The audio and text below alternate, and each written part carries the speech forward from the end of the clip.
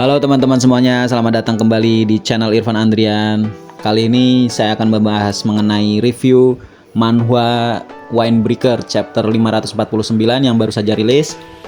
Oke, untuk yang baru bergabung boleh klik subscribe-nya, tekan tombol loncengnya, dan jangan lupa untuk like dan komennya. Ya, tanpa berlama-lama lagi kita akan masuk ke dalam pembahasannya.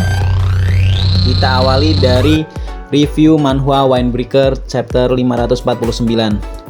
Nah, sesuai dengan prediksi di video sebelumnya, chapter sendiri diawali dari pertemuan Choi Sang-ho dengan si paman kenalan Jae.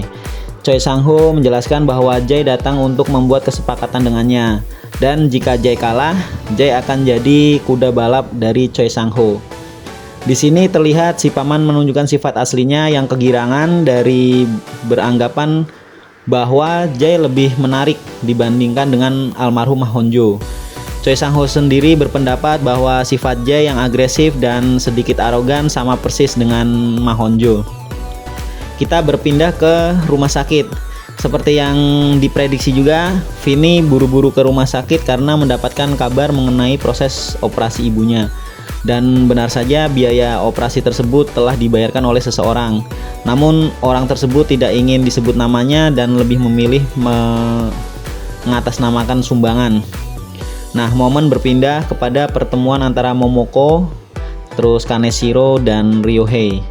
Kaneshiro berkata bahwa kakek Momoko menginginkan dia pulang, namun Momoko menolak karena menunggu event match berakhir antara Jaejo dan Choi Sang-ho. Lalu Momoko mengajak Kaneshiro dan Ryohei untuk masuk ke dalam rumah terlebih dahulu. Nah, keesokan harinya di sekolah Jae terjadi keributan dikarenakan ada orang Jepang yang mencari Jae. Seluruh siswa menduga itu adalah fans Jae, ternyata yang datang itu adalah Kaneshiro dan Ryohei. Terlihat beberapa kerumunan dari para siswa yang memuji Kaneshiro dan Jae. Bahkan ada yang beranggapan bahwa Jae sekarang menjadi pemikat wanita. Setelah berpacaran dengan Shelly, kemudian dia memikat gadis bule dan sekarang gadis Jepang. Sehingga dia berambisi untuk jadi pesepeda juga.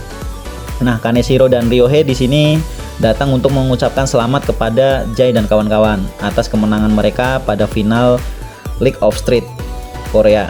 Ketika Dom berbicara, Kaneshiro memotong dan mengajak Jae untuk berbincang sebentar. Seperti ada yang hendak dia ucapkan dan mengajak Jae berpindah dari tempat tersebut.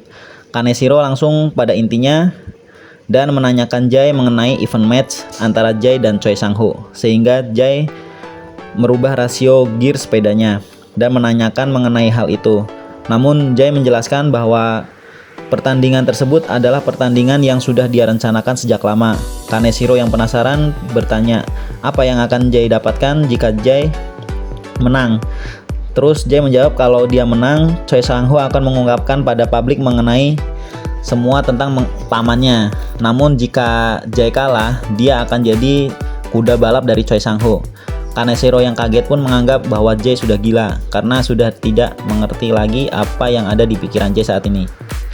Kemudian momen berpindah ke bengkel sepeda di mana Jae dan kawan-kawan menonton pertandingan ulang dan rekaman milik Choi Sang-ho. Terlihat betapa hebatnya si Choi Sang-ho yang melewati atlet-atlet kelas dunia.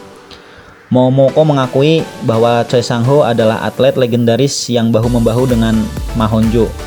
Dari segi permainan, kekuatan, dan teknik, Choi Sang-ho adalah orang yang ahli. Dom pun yang kaget setelah menonton pertandingan tersebut menanyakan apakah Jae yakin akan menang melawan manusia yang setara dengan almarhum pamannya. Namun Junsu yang ada di sini pun membantah dengan berkata bahwa Choi Sang-ho sudah lama pensiun, jadi tidak mungkin dia sekuat dulu, sedangkan Jae saat ini sedang dalam kondisi terbaik, performa terbaik. Dom dan Junsu pun beradu argumen sampai membawa-bawa nama Jordan sang legenda basket. Ketika Kaneshiro hendak menyela dan mengatakan taruhan yang dibuat oleh Jae, Jae langsung menutup mulutnya dan mengajak Kaneshiro untuk pergi keluar dan membuat Dom sama Junsu penasaran juga di sini. Kemudian kita beralih ke taman. Di sini Kaneshiro bertanya pada Jae apa rencana yang dia siapkan untuk melawan Choi Sang-ho. Apakah Jae sudah tahu cara memakai frame yang dibuat oleh kakeknya Momoko. Karena menurutnya sehebat apapun pedangnya akan percuma jika tidak dapat digunakan. Namun Jay menjawab jika dia sudah lumayan terbiasa dengan frame tersebut. Kaneshiro yang kesal mengumpat pada Jay, mengatakan bahwa Jay harusnya bisa menggunakan elastisitas frame tersebut lebih dari 120%, dan menjelaskan jika Jay tidak dapat melampaui impact pedaling milik Choi Sang-ho, maka dipastikan Jay akan kalah. Karena waktu menuju event match hanya sisa 2 hari, Kaneshiro di sini menawarkan diri untuk melatih Jay. Oke, begitu untuk review manhwa Winebreaker chapter 549-nya. Kita lanjut ke prediksi di chapter 550. Kalau menurut saya chapter sendiri mungkin akan diawali dengan reaksi Jay yang mengenai tawaran Kaneshiro. Mau bagaimanapun Jay memang harus menguasai impact pedaling agar mampu menyaingi si Choi Sang-ho, dan mungkin Jay akan menyetujui ajakan Kaneshiro tersebut karena baginya mengalahkan si Choi Sang-ho adalah yang terpenting saat ini. Nah, kemudian kedua mungkin kita akan diperlihatkan kondisi dari Ibu Vini yang hendak menjalankan operasi. Di sini Vini pasti merasa lega sekaligus bertanya-tanya kira-kira siapa orang yang sudah dengan senang hati membiayai operasi ibunya. Nah, dan ketiga kita mungkin akan diperlihatkan momen dimana si Choi Sang-ho mulai berlatih dan mempersiapkan diri guna melawan Jay, karena dia juga di pertandingan event match harus menang, karena kalau kalah pasti kebusukan dari Choi Sang-ho akan diketahui oleh publik. Kemudian yang terakhir mungkin kita akan diperlihatkan momen di mana Minu yang sudah menemukan tanda-tanda keberadaan wartawan yang sedang dicari di chapter sebelumnya untuk menanyakan beberapa bukti mengenai kebusukan dari asosiasi sepeda Korea yang sudah dia kumpulkan. Oke teman-teman, begitu untuk review manhwa Winebreaker chapter 549 dan juga prediksi untuk chapter 550-nya.